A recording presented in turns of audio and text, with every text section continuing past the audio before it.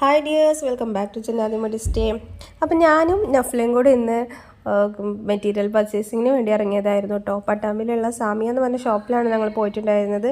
അപ്പോൾ കസ്റ്റമേഴ്സിൻ്റെ മെറ്റീരിയൽസൊക്കെ എടുത്തതിന് ശേഷം ഞങ്ങൾ ഈ ഒരു ഏരിയ കിടന്ന് കറങ്ങുമായിരുന്നു കേട്ടോ. അപ്പോൾ എനിക്ക് മെയിനായിട്ട് ഈ ഒരു പ്രിൻസ് കാണുന്നത് ഭയങ്കര ഇഷ്ടമാണ്. കോട്ടണിൽ വന്നിട്ടുള്ള അജ്രക് പ്രിൻസ് ആയാലും നോർമൽ പ്രിൻസ് ആയാലും അതുപോലെ ബാന്തിനി പ്രിൻസും ഒക്കെ ഭയങ്കര ഇഷ്ടമാണ് കാണുന്നത്.